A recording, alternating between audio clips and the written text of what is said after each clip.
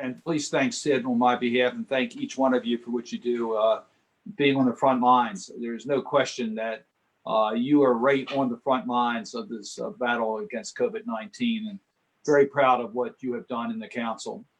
It's been Team Maryland. We're working very closely as a team. I work very closely with Chris Van Hollen, our entire federal congressional delegation, particularly the Congress people from Montgomery County, Jamie Raskin, John Sarbanes, who am I leaving?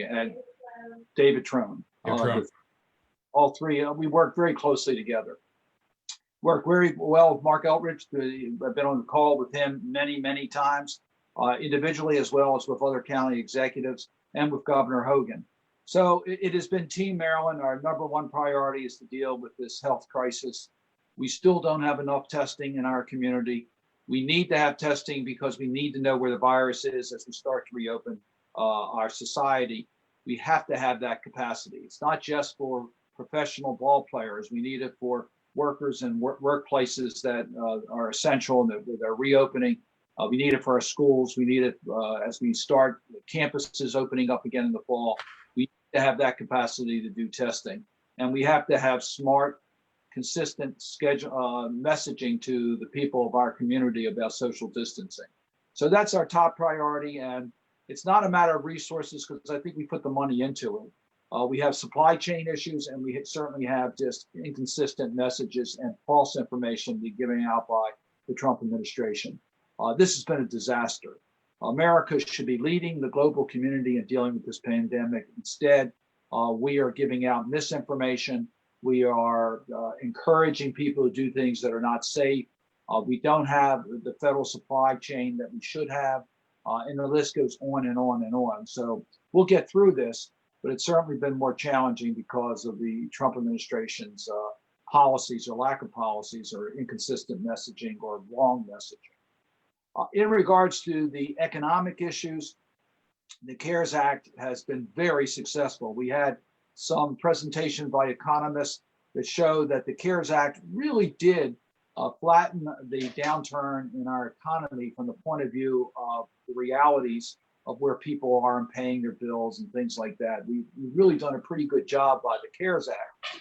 But the CARES Act is going to run out of money very soon as far as its impact on the economy, and we need the next step. So I appreciate you thanking me in regards to the money that Montgomery County got under the stabilization fund. You also got a hunk of money for your schools under the school grant. You also got community development block grant money. You also got monies for your healthcare providers. So there was a whole package of good things in the CARES Act that help, and your businesses got relief either through the small business provisions or through the loan provisions, and we got great numbers, and people really got helped by that. But that's at the end now. You still need a continuing role for the federal government because this crisis was not 8 weeks or even 3 months or even 6 months. It's going to be a longer period of time that we have to make sure state and local government have the resources to provide for the first responders, to provide for their schools, to provide for the support on the healthcare systems. All that requires you to have the ability to have the resources you need. Your resources have been very, very badly hit.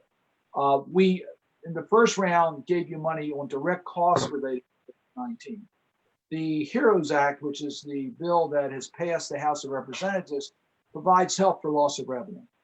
And substantial money. It's about $890 billion to the state and local governments. Over 50%, about $500 billion goes to the state, and about 42% goes to county and municipal governments. So it is a well-balanced bill to deal with state and local government. Don't spend that money because we don't have a bipartisan agreement in the Senate to act on that bill. We're trying to work on that. There's some issues that we hope we can get done. At the end of the day, I think there will be a second round of funds coming to state and local governments, which will affect not only Montgomery County, but your municipalities. We expect there will be some help there. There also, I think, will be a second round in regards to our school system. We expect schools will open in the fall, but it's going to be under a different scenario. It's going to be a more expensive scenario. So we want to make sure the federal government's there to provide the help. And just as importantly, I hope we'll provide the individual assistance that's in the House bill. There is substantial $175 billion for assistance on homeowners on their mortgage payments and renters on their rent, using existing mechanisms to help those who literally cannot afford to pay these bills. I hope there's bipartisan support for it. I expect there will be, because yes, we are very concerned about the impact it's having on homeowners and renters. I think there's also concern on the other side of the aisle on the impact it's having on the real estate community itself. So that combination may be enough for us to get through this. I would be disappointed if I don't get a question for you and from any of you in regards to immigration issues and the discriminatory aspects. I wish I could tell you that we will correct all the mistakes we made in the CARES Act, but the mistake is not really what Congress has done. The mistakes is what this administration has done. And it's virtually impossible this close to an election to be able to tell you we can change what President Trump's going to do. Even if Congress takes direct action, this president has shown a willingness to disregard Congress and do what he wants to do based upon his own politics. So I expect we're still going to have a problem. Our delegation did take steps. Senator Van Hollen and I took steps in regards to detention centers to make sure that we exercise the best public health. And we are seeing some progress in regards to that. I was on an international call yesterday. It's absolutely outrageous what we've done with people who are seeking asylum, people who are at our borders, people who are in detention facilities in our borders. We have not shown the type of leadership that America has traditionally shown in regards to these values. And quite frankly, we are a poor example for other countries. So we're going to continue to fight those issues, and I look forward to working with the members of the council who I've worked with before on these issues. So Tom, I could continue to talk for a while, but I think it'd be better if I try to answer some of the questions that you might have in regards to what's happening on Capitol Hill. Number one issue, stay safe, and we'll get back on track. Sounds good. Thank you so much, Senator. I'm going to try and ask my colleagues to stay within 3 or 4 minutes since the senator has to go at 10:45. Councilmember Glass was the first to get to me. Councilmember. Thank you very much, Mr. Vice President. Senator, thank you for taking the time to talk with us today. You went through a bunch of different issues, and I know that you've been busy writing letters trying to hold the administration accountable for their interpretation of some of these laws, as you alluded to. But one item that is of particular interest to me, and I know many of our colleagues, with regard to medical care. I know you recently wrote a letter to HHS regarding medical bills, and we're having some issues here in the county with some medical providers who aren't seeing patients as much anymore and trying to figure out how to pay their own bills. And so how do you see our medical healthcare system being able to move forward and provide care for all in our community, given some of the economics and the understanding that we at the county level can't cure all these economic ills and clearly need help at the highest level from you and the federal government? Well, in the original CARES Act, we provided $100 billion. We converted that to $175 billion of direct assistance to healthcare providers. It was intended, and we made the language pretty clear, that it would go to those institutions and providers that were at greatest risk as a result of COVID-19. This administration has done a horrible job in distributing that money. To this date, there's still only about $75 billion that's been distributed out of the $175 billion. So they're holding back a lot of money. They distribute the first 2 rounds on a formula that was not sensitive at all to need. It was just throwing money out and did not go to those who needed it the most, and was not sensitive at all to the to physicians. It wasn't sensitive to nursing homes, wasn't sensitive to hospitals that have made a commitment to treat COVID-related patients. They didn't get the help that they needed. So we're trying to fine tune that in a better way. But it's difficult because quite frankly, when you look at the greatest need is in the Northeast. And I don't want to get terribly political, but I got to tell you the facts. This administration does not want to distribute the majority of the money in the Northeast. That's the way they are. I mean, they see their politics not playing to the Northeast. So they Now I got to be able to. Oh, I'm sorry. Welcome. Do you have another comment on that? I was just going to make one last point. We've done a good job on telehealth. We've really improved dramatically the reimbursements on telehealth. It's making a big difference in so many different areas. Let me just mention mental health. Mental health and telehealth are really going well together. So we are removing barriers there. We're also going to deal with supply chain issues here for medicines to make sure we have them here in the United States. We have a hearing on that coming up next week. So there's some positive issues going on in regards to healthcare providers that we're trying to deal with. We just recently got some help into the nursing homes. So we are very much aware that the providers that are doing the right thing are really hurting right now. By the way, the PPP program, the small business program, helps smaller healthcare providers in giving them assistance. Thank you. Terrific. Oh, we've been joined by the council president. Senator, how are you? It's Good, always how are you good to doing? see you. It's especially good to see you today. I've had more technical problems this morning than I think than the Trump administration. Maybe not on that. But I am sorry that I couldn't join you earlier. I appreciate the Vice President's greeting for you, and it's always great to see you. Thank you so much for being here. And we will honor your time. We understand that you have till 10:45, so thank you. Sid, it's always good to be with you, and thanks for making this arrangement. I know that the council has always been in the forefront on these types of challenges, and we really appreciate your leadership. Thank you. You're very kind. Mr. President, Councilmember Jawando's next. Okay. I'll text you the rest. Okay. Thank you, Mr. Vice President. Welcome, Mr. President. Senator Cardin, thank you for all of your work on behalf of Maryland residents for such a long time. I often think about your years of service, and it gives me strength to keep going, you know, even on at the beginning of my journey here. So thank you. I have one question. I'll be brief so my other colleagues can chime in. You mentioned this, the work related to keeping people in their homes. Obviously, that's a critical component when you're asking people to stay at home, right? It has health implications, but obviously after the immediate health crisis passes and as we begin to reopen in Montgomery County, and this is happening across the nation, we just got notice that our courts are going to be reopening and starting July 25th, eviction notices can be filed.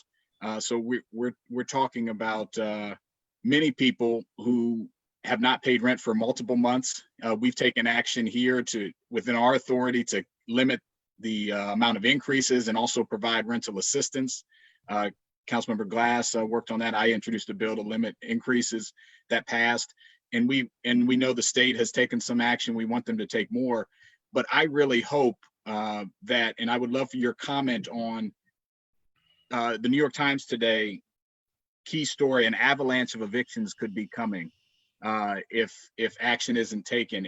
And so even if you had to separate, because I know the politics you just discussed with the larger HEROES Act, which I'm in total agreement and supportive of, but even if you had to pull out the rent and foreclosure protection piece, do you think that that's possible? Because I think we are imminently, as this article lays out, and as we're experiencing here in Montgomery County, very close to many, many people losing their homes if something isn't done.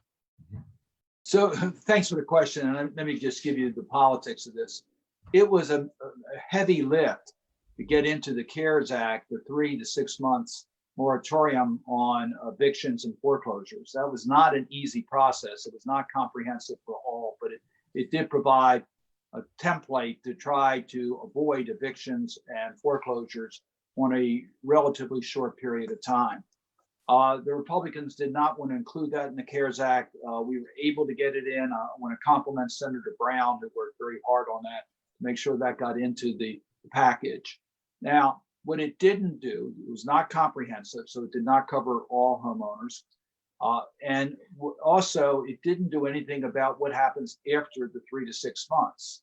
There was no provision for the smoothing of the payments. There could have been a balloon payment. how's a person going to be able to make a balloon payment after 3 months or 6 months? It just doesn't make sense.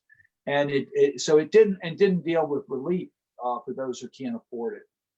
So what the House has done with the $175 billion program is to make it comprehensive, to deal with payments to the landlords and banks so that there's a form of forgiveness, and to have a way of negotiating the terms of the rents or the mortgages so it's affordable to the tenant.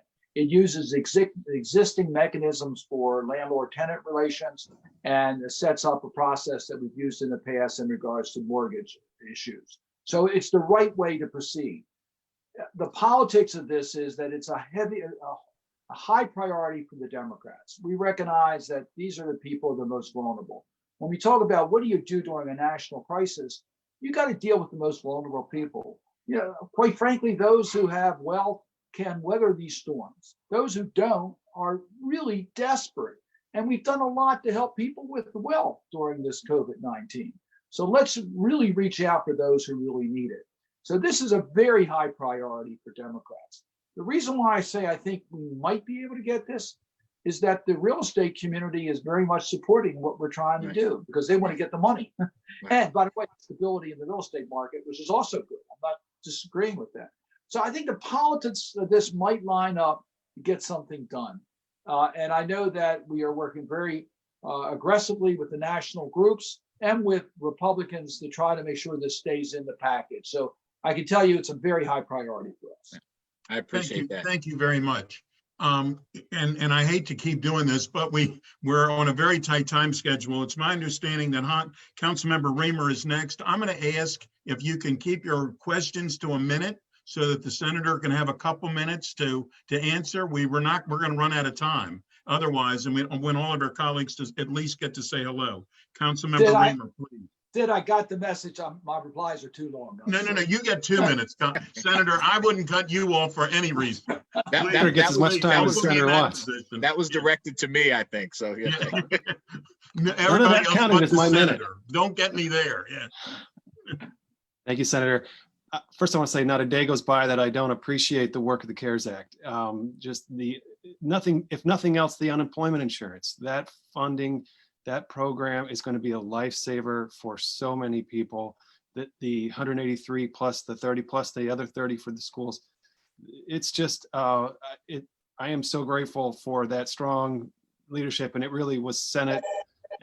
I credit the Senate Democratic Caucus, and you're a big part of that, Senator. So I want to thank you. I wanted to ask about the timing for additional relief packages. Any highlights you could share? You did a little as far as potential municipal funding, but generally again.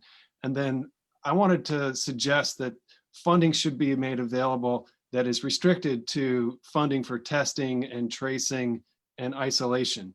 I think a lot of jurisdictions have money and they have pressing needs, and they're not implementing the kind of systems that they should if they had funding that was only available for those key public health measures. I think everyone's looking to someone else to implement that. Here in Maryland, we are now really at a locally driven public health response. And I think that's not going to work very as well as a state-driven one, but that's the state of things. But I still don't see evidence that local or state government in Maryland or anywhere is prepared to manage this disease as we reopen. I don't think this is going in a good direction at all. And I think federal funding that was only available to implement those key public health measures might be something that could make a difference. Well, there was $25 billion in the replenishment of the CARES Act that is directed towards testing. And quite frankly, this administration has not used it. Just letting you, it's so difficult with this administration to get them to do the right thing. And then when they make funds available, they're extremely political in the manner in which they do it. So look, this administration is a disaster in the preparations and implementation of our strategies against this pandemic. But your point is well taken. I think there's strong support in Congress to do exactly what you do. We're going to continue to make funds available. The House bill and the HEROES Act does make money available for this category. So it's what we all agree on. timing, just let you know, I expect that within the next week, we will pass a modification of the PPP program to give a little bit more flexibility on the use of the funds, not more funds, but flexibility on the use of the funds. The Senate does not appear, doesn't appear to want to take this bill up until mid-June at the earliest. So my guess is that we will try to act by the end of June, but I don't think anything's going to happen in the next 2 weeks. The good news about the HEROES Act, it's not only for FY20, it's for FY21. So we are looking at how do we get you through literally next year. So we are looking at a little longer period if we act. Thank you very, very much. Councilmember Navarro. Thank you, Mr. President. Senator Cardin, good to see you virtually. Some of the comments you made are so true. You know, the fact that this administration has done everything possible to confuse the public, it's something that we here have to deal with, and it makes our job so much harder during something like this that is so unprecedented. And that's just been really difficult as we try to figure out, what is the best way to keep consistent messaging. So appreciate everything that you are doing. Very quickly, obviously, as we start thinking about post COVID-19, if that's even a thing, what kind of conversations are being had regarding investments like infrastructure, for example, investments, looking at how could we then address this recovery in that way? And then very quickly, anything that you have to add to the issue also of voter and election protection, as now we're all also engaged in our civic duty, but again, trying to mitigate the outrageous comments that have been put forth by the president regarding, for example, vote by mail, which is so important in a moment like this. Well, in regards to infrastructure, it is a popular bipartisan area before COVID-19.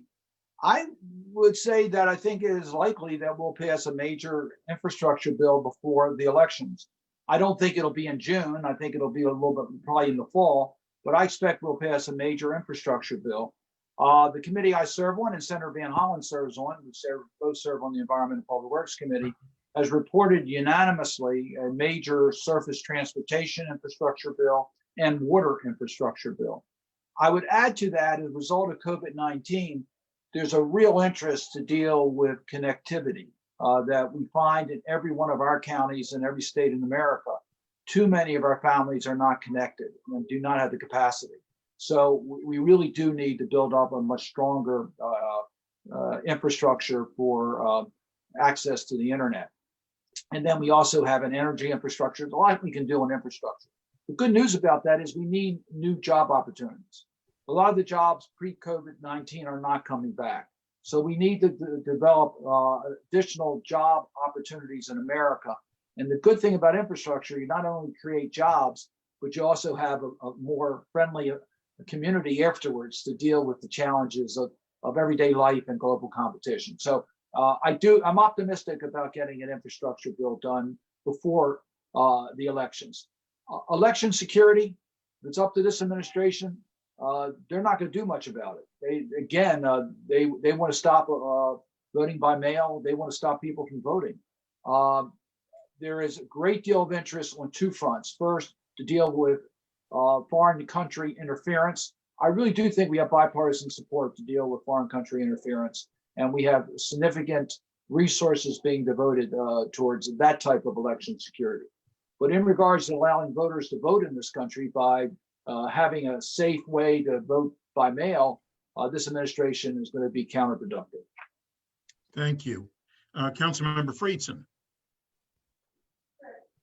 Thank you, Senator. Thank you so much for your leadership. We're so lucky to have you and Senator Van Hollen in the United States Senate representing us, and I'm really grateful for that. I just wanted to build on the infrastructure piece. We're all grateful for the $183 million and for the transit piece for our local bus system that wouldn't work if not for the $30 million that we're receiving for that, and also the additional support for Montgomery County Public Schools. I'm hoping that we have federal funding for revenue losses for state and local governments that I know you are working on, and appreciate the comments about renters, but specifically for infrastructure, I think everybody talks about infrastructure, but I think the question is, what does infrastructure look like, and what does it fund, and what does it create? I appreciate the added focus on broadband and connectivity. I mean, that has become a real clear issue, not just for economic reasons, but for equity reasons in terms of young people accessing education through technology, and those who have it and those who don't, and the difference between what they have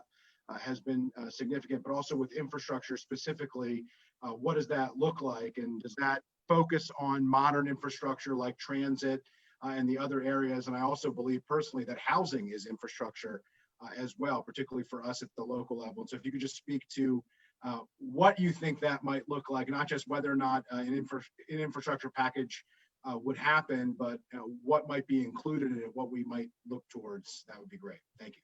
Well, thank you for that.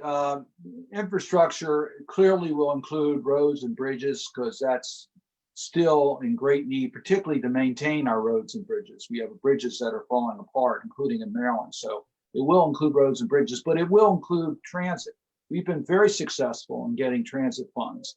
And in the CARES Act, we were very successful, as you pointed out, in the funds that were made available to the transit systems. The HEROES Act provides another round of significant help for transit. So it clearly includes transit. It includes a program that I authored, which is the Transportation Alternative Programs.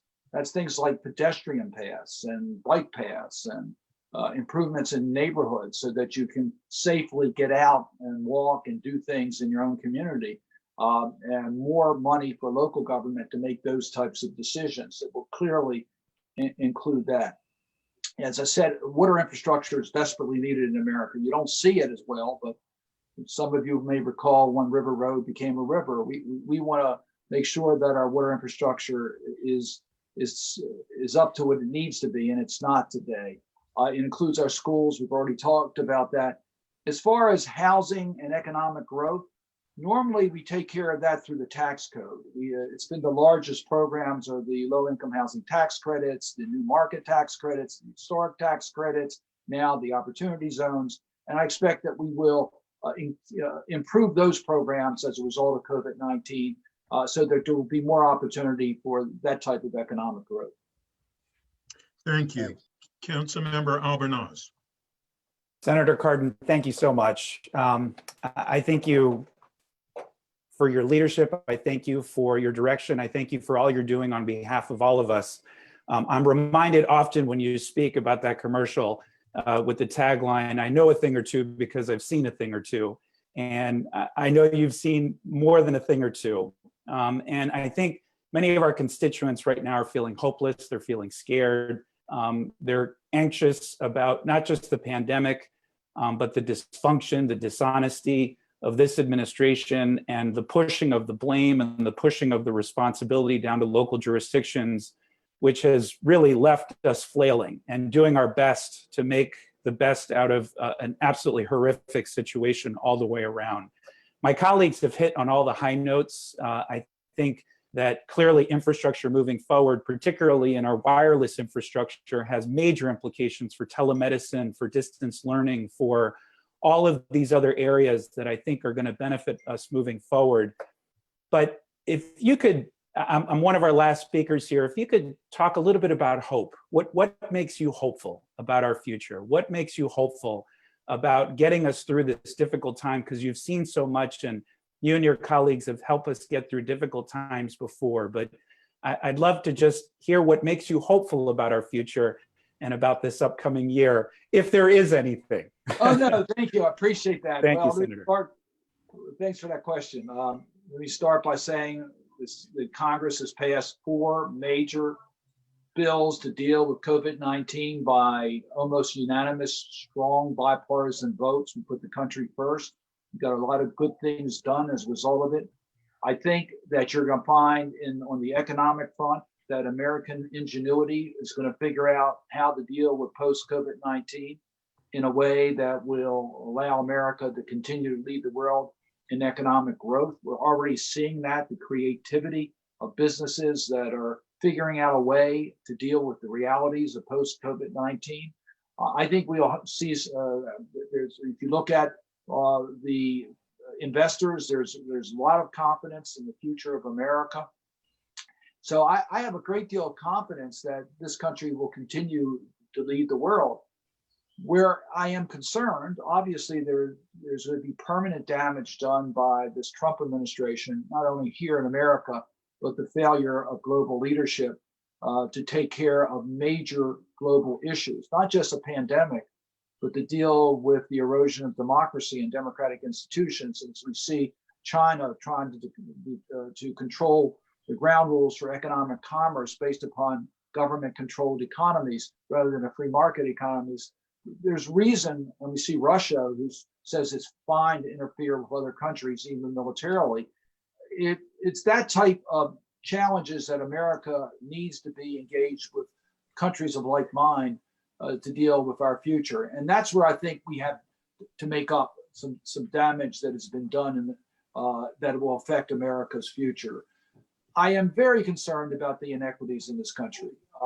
We've seen tremendous growth, but it has not been a fair growth. Too many people have been left behind.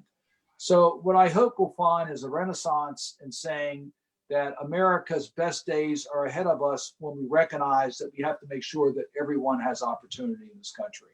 And that's, I appreciate your fact of how long I've been in office. It's going to be the next generations that are going to provide this leadership.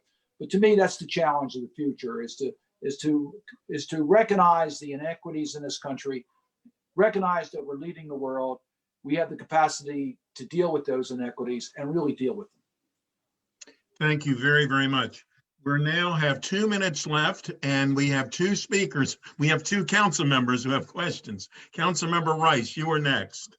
Well, thank you very much, Senator. I'm going to dispense with the pleasantries. You're awesome. You're great. Thank you. Let me just say that I know you care deeply about agriculture, and I know that that's incredibly important to us when it comes to food sustainability. Can you talk about what the conversations are at the federal level and standing up food, making sure that our farmers have what they need to stay whole during this crisis? And also when it comes to SNAP benefits and expanding that opportunity for many people who continue to be food insecure, and that, hundreds of thousands of people who were launched into food insecurity based on the COVID crisis that we're facing. I think that would be one of the stories that'll come out of COVID-19 is how well our agricultural community responded to this crisis. They've done an incredible job. And our food supply has really been maintained during extremely challenging moments. And yes, we need to pay more attention to that. And that's why in the HEROES Act, there is a provision on agriculture. We got to make sure that we maintain our edge in supply. We've led the world on agriculture for such a long period of time, but we got to make sure that we protect our workers and that we have coming out of COVID-19 the right type of supply chain issues to protect American agriculture. And I think we're in pretty good shape there. It needs a little bit of attention. There's always going to be a fight between the large producers and the smaller producers, but I think we can overcome that. SNAP needs additional resources. I believe the House bill has a 15% increase in SNAP. It's desperately needed. We've tried to liberalize the rules. We expect people to be using curbside and delivery on their groceries. Why not for SNAP? And we have challenges with the regulations. So yes, so we recognize those changes are coming. It is one of the top priorities of our caucus. And I expect that if we're going to get the next stimulus bill passed, it will contain a provision in regards to SNAP. Thank you so much. That's incredibly important. Thank you very much. Vice President Hucker, we are right at 10:45, so you get the last question, please. Thank you again so much, Senator. I'm glad you're optimistic about an infrastructure bill. Let me ask you about our biggest infrastructure project in Maryland right now, the Purple Line. You know what's happening. We're potentially 30, 40 days away from the construction firms walking off the job. I've been in touch with Ken Reichert in your office and staff at Senator Van Hollen's office and Jamie's office. I'm very surprised MDOT hasn't seemingly been in touch with our great federal delegation as hard as you've worked to make that project move forward. You know how much more it'll cost the project if those workers walk off the job and they have to rebid it and find a new construction outfit. And I know how influential you are with CSX in particular. One of the 4 areas of disagreement is with CSX. And of course, the governor's very much in control of the MDE issue. Will you? What are your thoughts? Can you get in touch with Governor Hogan, find out what he's doing to resolve this dispute, so we are not seeing workers walk off the job in a 16-mile construction site across Montgomery and Prince George's County? Well, Tom, thanks for the question. You're correct. The state has not reached out to us in regards to the worker issue, but we reached out to the state. So I have talked to the state about this. Thank you. They seem to be relatively optimistic that this issue will be resolved.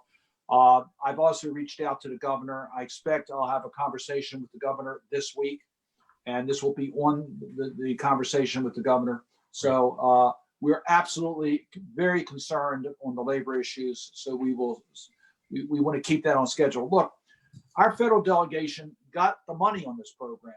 That's right. It was the Hogan administration that decided to change the ground rules on the Purple Line, which we think was a mistake, by the way. I mean, you could always talk about adjustments to try to save money. That's good. I'm not suggesting that. But to suggest that this is going to be reconsidered and put it in doubt for a while, there were a lot of other places around the country that were trying to grab our money.